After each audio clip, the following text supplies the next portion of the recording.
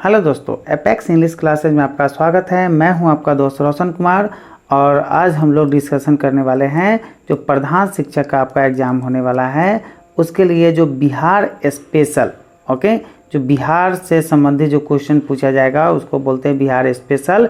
इसका हम लोग लाए हैं, ठीक है। कम वीडियो है तो 8वां वीडियो हम लोग लाए हैं। 7 वीडियो का डिस्कशन हम पहले ही करवा चुके हैं। छोटा छोटा वीडियो है, आप जाके देख लीजिएगा। ओके, मेरे चैनल में जाइएगा, एपेक्स इंग्लिश क्लासेज बाय रोशन सर यूट्यूब चैनल का नाम है, उसमें जाइएगा और वहाँ पे एक प्लेलिस्ट बना होगा।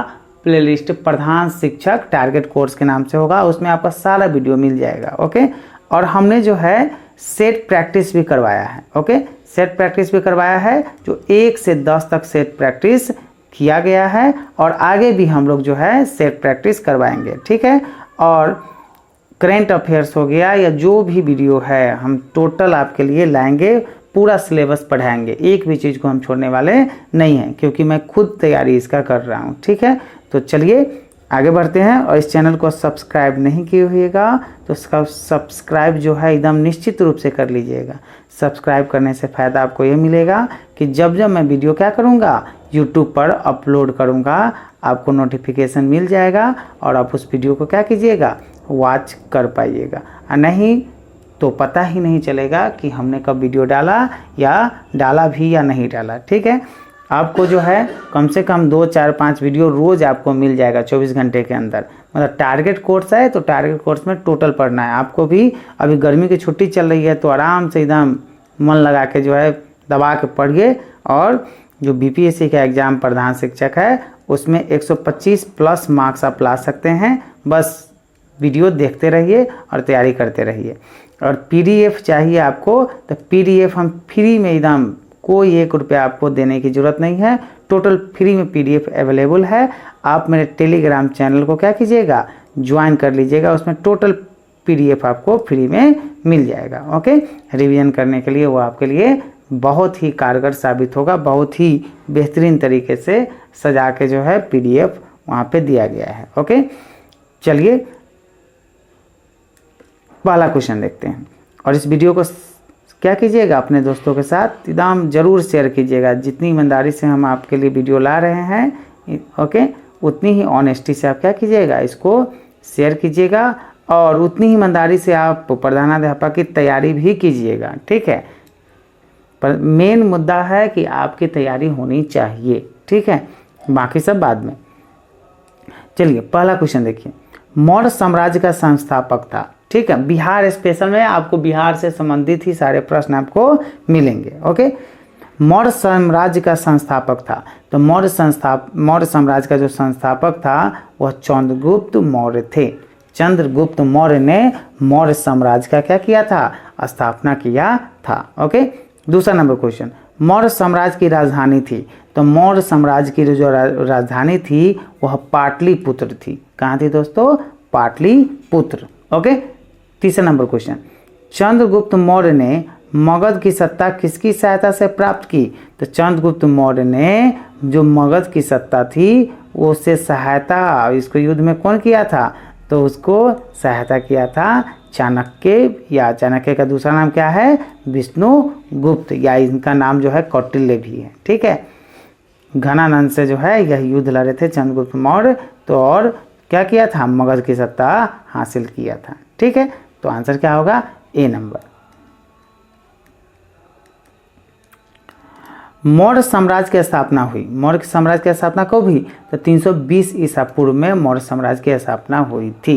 ओके, और किसने किया था, चंद्रगुप्त मौर्य ने। यूनानी दूत मेगास्थनीज, मतलब मेगास्थनीज जो था वह कहाँ का था, यूनान का था। कहाँ का दोस्तों, यूनान का। किसके दरबार में पाटलिपुत्र आया था, यूनानी दूत जो मेगास्थनीज था वह पाटलिपुत्र आया था, लेकिन किसके दरबार में, किस शासक के दरबार में आया था, तो वह चंद्रगुप्त मौर्य के दरबार में आया था। आंसर क्या होगा, डी। पूछेगा कि चंद्रगुप्त मौर्य के दरबार में कौन सा यूनानी राजदूत आया था, तो उसका नाम है मेगास्थनीज। ओके, मेगास्थनीज का पाटलिपुत्र आगमन हुआ था, कब हुआ था, तो 315 ईसा पूर्व में हुआ था। आंसर क्या होगा, बी नंबर। ओके, चलिए नेक्स्ट क्वेश्चन देखिए। चंद्रगुप्त मौर्य के दरबार में मेगास्थनीज को भेजने वाला शासक था? मतलब चंद्रगुप्त मौर्य के दरबार में मेगास्थनीज जो आया था उसको किस राजा ने भेजा था? तो उसको भेजा था सेल्यूकस निकेटर ने भेजा था। इसका पूरा नाम क्या है? सेल्यूकस निकेटर ने मेगास्थनीज को चंद्रगुप्त मौर्य के दरबार में भेजा था। ओके, कब भेजा था? तो 320 ईसा पूर्व में भेजा था। ठीक है, चलिए नेक्स्ट क्वेश्चन देखिए। किस शासक के शासनकाल के समय मगध पर 12 वर्षों का भीषण अकाल पड़ा था? ओके, मतलब मगध पर अकाल पड़ा था, 12 वर्षों का अकाल पड़ा था, भीषण अकाल। तो जिस समय अकाल पड़ा था उस समय वहाँ के शासनकाल, उसके शासक कौन थे? तो शासक था दोस्तों चंद्रगुप्त मौर्य ही शासक था। ओके, आंसर क्या होगा? D number. नेक्स्ट क्वेश्चन देखिए।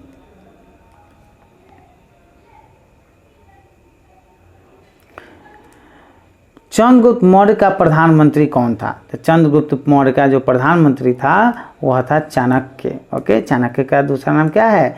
विष्णुगुप्त या कौटिल्य। ठीक है, चलिए नेक्स्ट क्वेश्चन। किसने मुक्ति दिलाने के कारण चंद्रगुप्त मौर्य को भारत का मुक्तिदाता कहा जाता है? तो भारत का मुक्तिदाता है ना, कौन है? तो यह है यूनानियों से। ठीक है, किससे मुक्ति दिलाने के कारण, ठीक है, चंद्रगुप्त मौर्य को भारत का मुक्तिदाता कहा जाता है? तो यूनानियों को मारकर बेलगा दिया था कौन? चंद्रगुप्त मौर्य। इसलिए चंद्रगुप्त मौर्य को क्या कहा जाता है? भारत का मुक्तिदाता कहा जाता है। किससे? यूनानियों से यह मुक्त करवाया था। चलिए नेक्स्ट क्वेश्चन। वह स्रोत जिसमें पाटलिपुत्र के प्रशासन का वर्णन उपलब्ध है वो है? तो वो है आपको इंडिका में जो है पाटलिपुत्र के प्रशासन का पूरा वर्णन मिलता है। इंडिका जो है एक किताब है। ओके, यह इंडिका जो है किताब है और इसी किताब में जो है पाटलिपुत्र का प्रशासन कैसा था टोटल चीज वर्णन किया गया है। 12 नंबर क्वेश्चन देखिए। नंद वंश के पश्चात मगध पर किस राजवंश ने शासन किया? तो नंद वंश के पश्चात मगध पर किस राजवंश ने शासन किया? तो यह मौर्य वंश ने शासन किया था। आंसर क्या होगा? ए नंबर। किसने शासन किया? मौर्य वंश ने शासन किया था नंद वंश के पश्चात। ठीक है, मेगास्थनीज की पुस्तक का नाम क्या है? तो मेगास्थनीज की पुस्तक का नाम है इंडिका। ओके, यही तो आया था घूमने फिरने आज। ठीक है, चलिए अर्थशास्त्र के लेखक है। अर्थशास्त्र के लेखक कौन है? तो अर्थशास्त्र के लेखक है कौटिल्य या चाणक्य। ओके, इन्हीं का नाम है चाणक्य या विष्णुगुप्त, सब इन्हीं का नाम है। ठीक है, पाटलिपुत्र की शासन व्यवस्था का विस्तृत वर्णन किस विदेशी यात्री के वृत्तांत में मिलता है? तो वह है आपको मेगास्थनीज जो इंडिका किताब लिखा था, इंडिका नामक पुस्तक, इसी में जो है पाटलिपुत्र के शासन व्यवस्था का विस्तृत वर्णन मिलता है। ठीक है, तो मेगास्थनीज के इंडिका नामक पुस्तक से पाटलिपुत्र के इतिहास के बारे में बहुत जानकारी मिलती है। ठीक है, चलिए 16 नंबर क्वेश्चन। चंद्रगुप्त मौर्य के उपरांत मतलब चंद्रगुप्त मौर्य के बाद मौर्य साम्राज्य का शासक कौन था? तो बिंदुसार बना था। ओके, चंद्रगुप्त मौर्य के उपरांत या बाद है ना मौर्य साम्राज्य का शासक बना था कौन? बिंदुसार बना था। आंसर क्या होगा? डी। किस मौर्य शासक के दरबार में आजीवक भविष्य है ना वक्ता पिंगलवत्स रहता था? तो पिंगलवत्स जो है वह बिंदुसार के दरबार में रहता था। आंसर क्या होगा? बी। ओके, पिंगलवत्स ने अशोक के बारे में भविष्यवाणी की थी कि वह महान राजा बनेगा। ओके, बोलेगा कि पिंगलवत्स ने किस शासक के बारे में भविष्यवाणी की थी? तो वह की थी अशोक के बारे में किया था कि वह भविष्य में क्या बनेगा? महान शासक या महान राजा बनेगा। ठीक है, चलिए नेक्स्ट क्वेश्चन देखिए। बिंदुसार अशोक द्वारा अपने पड़ोसियों के साथ मैत्रीपूर्ण संबंध का उल्लेख मिलता है। कहाँ से मिलता है? तो शिलालेख 13 में मिलता है कि अशोक जो है अपने पड़ोसियों के साथ मैत्रीपूर्ण संबंध रखता था। ओके, मतलब दोस्त महिम बना के रखता था, दुश्मन बना के अपने पड़ोसियों को नहीं रखता था। ओके, चलिए नेक्स्ट क्वेश्चन।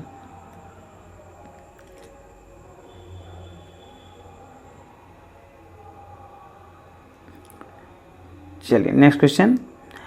तृतीय बौद्ध संगीति का आयोजन किसके शासनकाल में हुआ था? तो तृतीय बौद्ध संगीति का आयोजन अशोक के शासनकाल में हुआ था। आंसर क्या होगा? डी।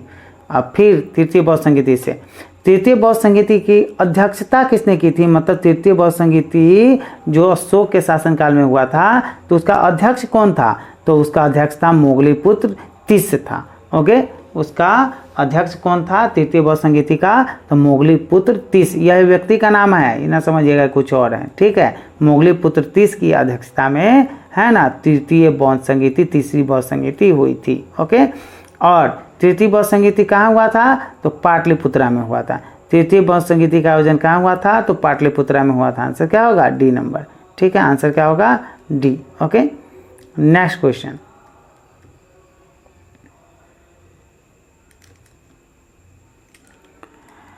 तृतीय बौद्ध संगीति का आयोजन कब हुआ था, तो तृतीय बौद्ध संगीति का आयोजन 251 ईसा पूर्व में हुआ था, 251, ठीक है, बिफोर क्राइस्ट, बीसी में हुआ था, ठीक है।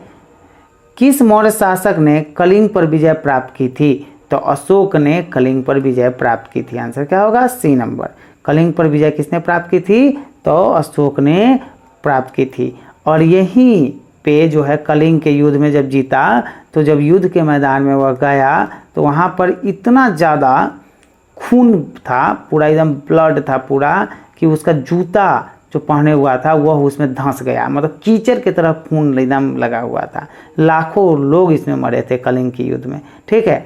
और यही कलिंग का युद्ध देखकर उसने है ना युद्ध छोड़ दिया और धर्म अपना लिया, मतलब बौद्ध धर्म अपना लिया, ठीक है। अब बौद्ध के रास्ते पर चलने लगे और उसने प्रतिज्ञा की कि अब मैं कभी युद्ध लड़ूंगा नहीं, ठीक है। चलिए नेक्स्ट क्वेश्चन देखिए, 24 नंबर। किस युद्ध में हुए भारी तबाही तथा जान माल की हानि को देखकर अशोक का हृदय परिवर्तन हुआ और उसने युद्ध नीति त्याग कर धम्म नीति की घोषणा की थी, तो वह था कलिंग का युद्ध। अभी बताया है ना कि कलिंग के युद्ध में इतना ज़्यादा जो है रक्तपात हुआ था और इतना नुकसान हुआ था कि उसने यह प्रण ले लिया, उसका हृदय परिवर्तन हुआ कि नहीं, युद्ध करने से कोई फायदा नहीं है। तो पूछेगा कि अशोक का हृदय परिवर्तन किस युद्ध के बाद हुआ था, तो युद्ध था दोस्तों आपको कौन सा, कलिंग का युद्ध। ओके, बहुत फेमस है ये कलिंग का युद्ध। अशोक का धम्म था, अशोक का धम्म क्या था, नैतिक आचार संहिता ही अशोक का धम्म था, ठीक है। मौर्य साम्राज्य का केंद्रीय न्यायालय कहाँ था, तो मौर्य साम्राज्य का जो सेंट्रल है ना कोर्ट था वो कहाँ था, तो वह था दोस्तों आपको पाटलिपुत्र में था। आंसर क्या होगा, B number. Next question 27। Ashok ने अपने धम्म यात्रा के अंतर्गत सर्वप्रथम किस जगह की यात्रा की, तो सर्वप्रथम इसने बोध गया की यात्रा की थी। आंसर क्या होगा, सी नंबर। अशोक ने अपने धम्म यात्रा के अंतर्गत सर्वप्रथम किस जगह की यात्रा की, तो बोध गया की यात्रा की थी, ठीक है। अशोक ने अपने धम्म यात्रा के अंतर्गत बोध गया की यात्रा अपने राज्याभिषेक के किस वर्ष में की थी, तो यह की थी 10वें वर्ष, मतलब वह राजा बना, राजा के बनने के 10 वर्ष बाद वह कहाँ गया, वह अपने धम्म यात्रा के अंतर्गत बोध गया था, ठीक है। आंसर क्या होगा, ठीक है, 10वें वर्ष। नेक्स्ट क्वेश्चन, ठीक है। अशोक के स्तंभ लेख बिहार के किस जिले से प्राप्त हुए हैं, तो अशोक के जो स्तंभ लेख है, स्तंभ लेख वह किस जिला से, तो हुआ है आपको चंपारण जिला से प्राप्त हुआ है। आंसर क्या होगा, सी नंबर। बिहार से प्राप्त होने वाले अशोक के स्तंभ लेख नहीं हैं, ओके। इनमें से कौन सा स्तंभ लेख जो अशोक का है लेकिन बिहार से प्राप्त नहीं हुआ है, उसमें है आपको रूमीदेई का जो लेख है वो बिहार से प्राप्त नहीं हुआ है, ओके। चलिए, लौरिया अरेराज, लौरिया, नंदनगढ़ और रामपुर बाई यह सब बिहार से प्राप्त हुआ है, रूमीदेई बिहार से प्राप्त नहीं हुआ है। 31 नंबर क्वेश्चन देखिए। अशोक के समय मौर्य साम्राज्य में 5 प्रांत का उल्लेख मिलता है। प्राची या प्राची प्रांत पूर्वी प्रदेश की राजधानी कहाँ थी, तो यह थी आपको पाटलिपुत्र। आंसर क्या होगा, डी नंबर, ओके। पाटलिपुत्र में स्थित चंद्रगुप्त का महल मुख्यतः बना था। पाटलिपुत्र में चंद्रगुप्त का महल बना हुआ था, ओके। तो वह किस चीज़ से बना हुआ था, तो बना हुआ था लकड़ी का बना हुआ था। किससे बना हुआ था, लकड़ी का बना हुआ था चंद्रगुप्त का महल। कहाँ, पाटलिपुत्र में। चंद्रगुप्त मौर्य का राजप्रसाद स्थित था। तो चंद्रगुप्त मौर्य का जो राजप्रसाद स्थित था वह था कुम्हार पटना में। ओके, आंसर क्या होगा? ए। कुम्हार में से 80 स्तंभों वाला मौर्यकालीन सभागार या राजमहल का अवशेष मिला है। ओके, कुम्हार पार्क भी वहाँ स्थित है। ठीक है, आप पुल पार कीजिएगा, वहाँ से बोलिएगा कुम्हार जाना है तो ले जाएगा आपको टेम्पो वाले। ठीक है, नेक्स्ट क्वेश्चन देखिए। किस विद्वान ने चंद्रगुप्त मौर्य के राजप्रसाद के बारे में कहा है कि इसकी शान शौकत का मुकाबला न तो सूसा और न एक बेतना कर सकता है? ठीक है, तो किसने कहा था? तो एरियन नामक व्यक्ति ने कहा था। ठीक है, चलिए, चंद्रगुप्त मौर्य के राजप्रसाद के बारे में किसने कहा है कि यह प्रसाद मानव कृति नहीं वरन देवों द्वारा निर्मित है? तो वह किसने कहा है? तो फाहियान ने कहा है। आंसर क्या होगा? B number. ठीक है, मतलब चंद्रगुप्त मौर्य का जो राजप्रसाद देखा था, ठीक है, यह महल होता है। ठीक है, राजप्रसाद प्रसादी उसादी नहीं समझिएगा, प्रसाद मतलब होता है महल। तो राजप्रसाद मतलब राजा का जो महल था, जो लकड़ी से बना हुआ था, उसको देखकर किसने? फाहियान ने कहा। क्या कहा? यह प्रसाद, यह महल जो है मानव कृति नहीं है, मतलब इसको मानव ने नहीं बनाया है वरन देवों द्वारा यह निर्मित किया गया है। किसने कहा है? तो फाहियान ने कहा है। किस शासक ने गया के निकट बराबर की पहाड़ियों में आजीविकों के लिए गुफाओं का निर्माण करवाया था? तो वह था दोस्तों आपको अशोक ने करवाया था। कहाँ? तो बराबर की पहाड़ियों में गुफाओं का निर्माण कराया था बौद्ध भिक्षु को रहने के लिए। ओके, ये 4 गुफा थे। 4 गुफा का नाम देखिए, सुदामा, विश्व झोपड़ी, चौपार और कर्ण। यह 4 गुफाएं बराबर की पहाड़ियों में है ना बनवाया गया था। और इन चारों गुफाओं का नाम क्या है? सुदामा, विश्व झोपड़ी, चौपार और कर्ण। ठीक है, चलिए नेक्स्ट क्वेश्चन देखिए। यह अशोक ने बनवाया था। गया के समीप नागार्जुनी की पहाड़ियों में प्रसिद्ध गोपी का गुफा निर्माण करवाया था। किसने करवाया था? तो यह करवाया था दशरथ ने करवाया था। आंसर क्या होगा? D number. ठीक है, नागार्जुनी की पहाड़ियों में प्रसिद्ध गोपी गुफा का निर्माण किसने करवाया था? तो दशरथ ने करवाया था। दशरथ अशोक का पुत्र था। दशरथ कौन था? अशोक का पुत्र था। इसने नागार्जुनी पहाड़ियों में आजीविकों के लिए 3 गुफाओं का निर्माण करवाया था, जिसमें गोपी गुफा भी सम्मिलित थी। ठीक है, चलिए नेक्स्ट क्वेश्चन देखिए। 38 नंबर क्वेश्चन। मौर्यकालीन चामर ग्रहिणी यक्षी प्राप्त हुई है। कहाँ से प्राप्त हुई है? तो यह हुई है दीदारगंज पटना में प्राप्त हुआ है। मौर्यकालीन चामर ग्राहिणी यही यक्षी प्राप्त हुई है। तो कहाँ से हुई है? तो दीदारगंज पटना से प्राप्त हुआ है। ठीक है, इसमें इसे स्त्री रत्न नाम भी दिया गया है। किसको? चार ग्रहिणी यक्षी को। बिहार के किस स्थान से मौर्य काल में बने जैन तीर्थंकरों की प्रतिमा प्राप्त हुई है? तो यह प्राप्त हुई है लोहानीपुर पटना से प्राप्त हुई। आंसर क्या होगा? B number. पाटलिपुत्र के नगर निर्माण तथा सुंदरता का वर्णन किया। पाटलिपुत्र का जो नगर निर्माण था और पाटलिपुत्र की जो सुंदरता थी, इसका वर्णन किसने किया है? तो इसका वर्णन किया है मेगास्थनीज। आंसर क्या होगा? बी। आंसर क्या होगा? बी। मेगास्थनीज ने पाटलिपुत्र की जो नगर निर्माण है और सुंदरता का वर्णन किया है। 41 नंबर क्वेश्चन देखिए। पाटलिपुत्र को किस शासक ने सर्वप्रथम अपनी राजधानी बनाया? तो पाटलिपुत्र को किसने? चंद्रगुप्त मौर्य ने क्या किया? अपनी राजधानी बनाया। पाटलिपुत्र को किस शासक ने सर्वप्रथम अपनी राजधानी बनाया? तो चंद्रगुप्त मौर्य ने बनाया। आंसर क्या होगा? ए।